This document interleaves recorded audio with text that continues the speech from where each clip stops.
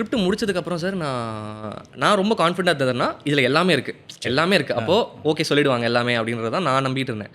ஆனால் அகைன் நான் எங்கே மாட்டிட்டேன்னா வயசில் மாட்டிட்டேன். ஹீரோவோட வயசு. ஓகே. ஹீரோவுக்கு 2 பசங்க, தோள்கிட்ட வளர்ந்த பசங்க இருக்காங்க. அப்போது இது எனக்கு வந்து மவுண்ட் பண்ணுறது கஷ்டமாக இருந்துச்சு. அதுக்கேற்ற மாதிரியான ஹீரோஸ் எனக்கு கிடைக்கல. இப்போது அதே மாதிரி ப்ரொடக்ஷன் ஹவுஸ்லேயுமே வந்து சில இந்த மாதிரியான விஷயங்கள் போய் இது யாரை வச்சு நம்ம பண்ணுறது அப்படின்ற ஒரு டிஸ்கஷன் போயிட்டே இருந்துச்சு. என்னடா இதுவும் போச்சா அப்படின்னு இருக்கும்போது தான் நான் $1 மில்லியன் லவ்வர் படம் பார்த்தேன். என் ப்ராஜெக்டோட இது மவுண்ட் பண்ணுறது கஷ்டம். ஓகே. லவ்வர் இது என்ன தைரியத்தில் இவங்க பண்ணாங்கன்ற ஒரு கேள்வி எனக்கு வந்துச்சு. அப்போ ஒருவேளை இவங்க பண்ணுவாங்களா அப்படின்ற ஒரு டவுட் தான். சரி ஒரு ட்ரை பண்ணி பார்க்கலான்னு சொல்லிட்டு மெயில் அனுப்புகிறேன். மெயில் அனுப்புனோடனே அந்த சைடில் வந்து பாலா அண்ணான்னு சொல்லி ஒருத்தர், அவர் தான் கதை கேட்பார். ஸோ அவர் கதை கேட்டுட்டு ரொம்ப பிடிச்சி போய் இந்த பண்ணுவாங்களா மாட்டாங்கன்னு தெரியல. ஆனால் நான் வந்து மெயில் அனுப்பிச்ச பிறகாவே கதை கேட்டாங்களா? இல்லை சார் அதே கிடையாதுல்ல. ஆமாம், அதை கன்வின்ஸ் பண்ணுறது கொஞ்சம் டைம் எடுத்துச்சு. பாலா அண்ணனை போட்டு டார்ச்சர் பண்ணிட்டே இருப்பேன். நான் ஏன் இதை கேட்குறேன்னா அபி, இப்போது எல்லாருக்கும் உங்கள் வெற்றி தான் தெரியும்.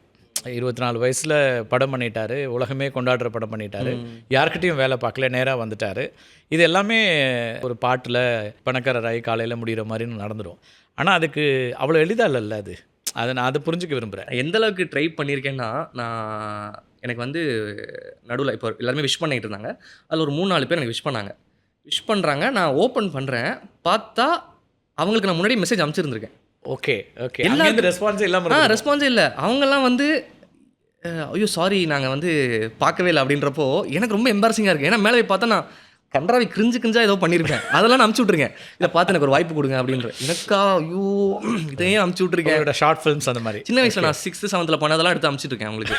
இதை பாருங்கள், இதை பார்த்து எனக்கு ஒரு வாய்ப்பு கொடுங்கன்னு. நான் இதை என்ன தைரியத்தில் பண்ணேன்னு எனக்கு தெரியல.